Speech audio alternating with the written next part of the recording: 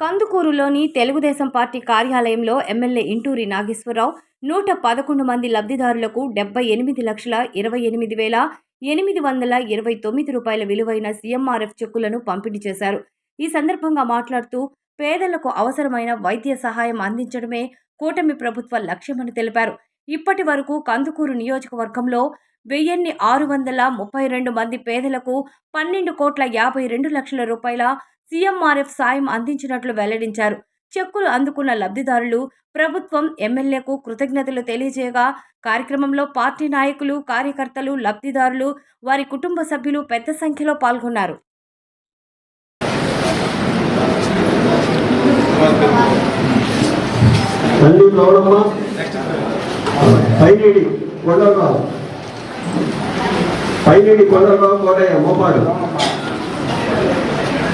అమ్మ ఒకసారి చూడండి. 41వ విడతగా 111 మందికి 79,75,000 రూపాయలు ఈరోజు మీ అందరికి కూడా సీఎంఆర్ఎఫ్ ఇస్తూ ఉన్నాం. ఈ ప్రభుత్వం వచ్చి 2 సంవత్సరాలు అయింది. మీ అందరూ కూడా తెలుసు, గత ప్రభుత్వంలో ఈ రాష్ట్రంలో ఉన్న ఆర్థిక పరిస్థితులు ఏ విధంగా ఈ రాష్ట్ర ఆర్థిక వ్యవస్థను నాశనం చేశాడు మీరు అందరూ కూడా చూశారు.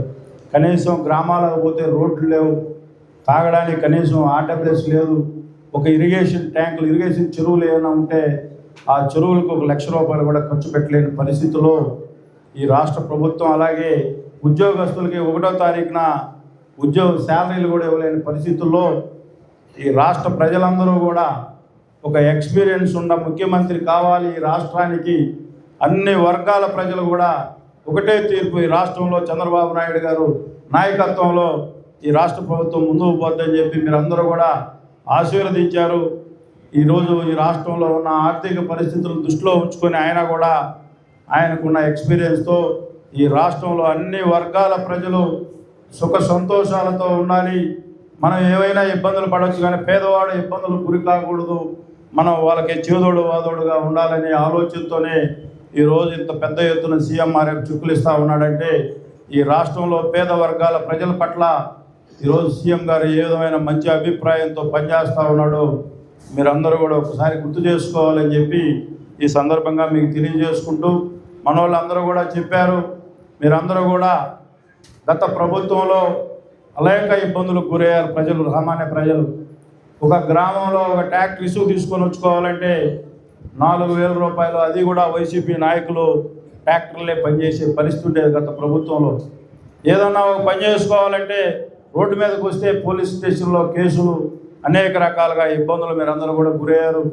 ఈ రాష్ట్రంలో మీరందరూ ఇటు ఒక శుభ పరిపాలన అందిస్తూ ఉన్నారు. రాష్ట్ర ఉప ముఖ్యమంత్రి పవన్ కళ్యాణ్ గారు కూడా ఈ రాష్ట్రంలో ఏ మహిళకి కష్టం వచ్చినా అదే ఎవడైనా కష్టపెడితే వాడికి అదే చివరి రోజు కావాలని చెప్పి రాష్ట్ర ముఖ్యమంత్రి చంద్రబాబు నాయుడు గారు కానీ పవన్ కళ్యాణ్ గారు కానీ ఈ రాష్ట్రంలో మహిళల పట్ల ఎంత శ్రద్ధతో పనిచేస్తూ ఉన్నారో మీరందరూ కూడా ఒకసారి ఆలోచించాలని చెప్పి, అలాగే ఈరోజు మీ అందరూ కూడా ఎదురు చూస్తూ ఉన్నారు, పెన్షన్లు రాలేదని చెప్పి. ఈ రాష్ట్రంలో ఆర్థిక పరిస్థితి చాలా దారుణమైన పరిస్థితులు ఉన్నాయి. మేమందరం కూడా ముఖ్యమంత్రి గారి దృష్టికి తీసుకొని త్వరలోనే మీ అందరూ కూడా ఎవరైతే ఎలిజిబిలిటీలు ఉన్నారో భర్తలు చనిపోయిన వాళ్ళకి కానీ ఇలాగా 60 సంవత్సరాలు దాటిన వాళ్ళందరూ కూడా అవకాశం కల్పిస్తారని ముఖ్యమంత్రి గారు కూడా మాకు హామీ ఇవ్వడం కూడా జరిగిందని చెప్పి ఈ సందర్భంగా మీ అందరూ కూడా ఈరోజు స్పోర్ట్స్ పెన్షన్, ఒక భర్తకి పెన్షన్ వస్తా భర్త చనిపోతే అదే నెలలో తెలుగుదేశం పార్టీ మళ్ళా పెన్షన్ ఇస్తూ ఉందంటే ఆ కుటుంబం ఇబ్బంది పడకూడదని చెప్పి రాష్ట్ర ముఖ్యమంత్రి గారికి ఇటువంటి ఒక మంచి ఆలోచనతో, అలాగే ఒంటరి మహిళలు మీ అందరికి కూడా తెలుసు, గతం 2014-19లో ముఖ్యమంత్రి చంద్రబాబు నాయుడు గారు ఉన్నప్పుడు భర్త లేని మహిళలు ఇబ్బంది పడకూడదని చెప్పి ఆ రోజు ఒంటరి మహిళలకి పెన్షన్ కూడా ఇవ్వడం జరిగింది. మీరందరూ ఈరోజు లోకేష్ బాబు గారు కూడా మన పాదయాత్రలో పేదవాళ్ళ పిల్లలు చదువుకు దూరం కాకూడదు, పేదవాళ్ళ పిల్లలు కూడా 3 ఉన్నా 4 ఉన్నా 5 ఉన్నా చదువుకోవాలి, వాళ్ళందరికీ కూడా తల్లికి వందనం ఇవ్వాలని చెప్పి ఈరోజు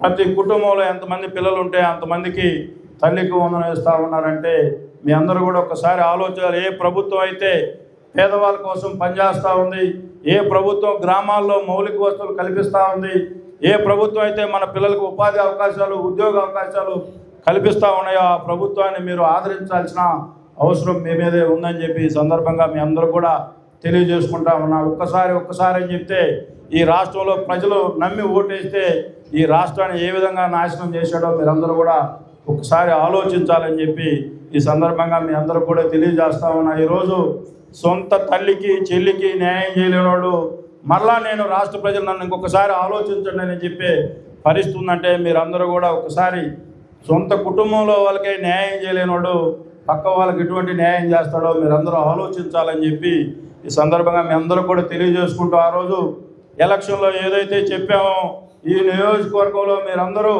ఒక కుటుంబ సభ్యుడిగా నన్ను ఆశీర్వదించారు, నన్ను ఆరాధించారు. తప్పనిసరిగా మీరు చేసింది ఈ నియోజకవర్గంలో ఎవరికి ఇవ్వనంత మెజార్టీతో నన్ను శాసనసభ్యుడిని చేశారు. మీ రుణం తీర్చుకునే విధంగా నేను పనిచేస్తానని చెప్పి 24 గంటలు మీకు అందుబాటులో ఉండి మీకు ఏ కష్టం వచ్చినా మీ కుటుంబ సభ్యుడిగా ఇంటూరు నాగేశ్వరరావు ఉంటాడని చెప్పి ఈ సందర్భంగా మీ అందరూ కూడా తెలియజేసుకుంటూ ఈరోజు ఈ కార్యక్రమాన్ని స్టార్ట్ చేయవలసిందిగా కోరుతూ సెలవు తీసుకుంటా ఉన్నాను.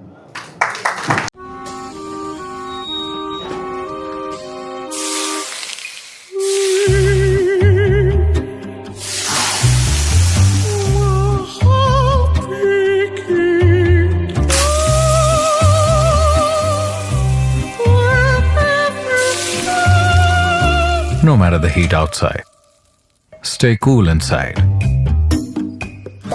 with energy-efficient windows from Asahi System Windows.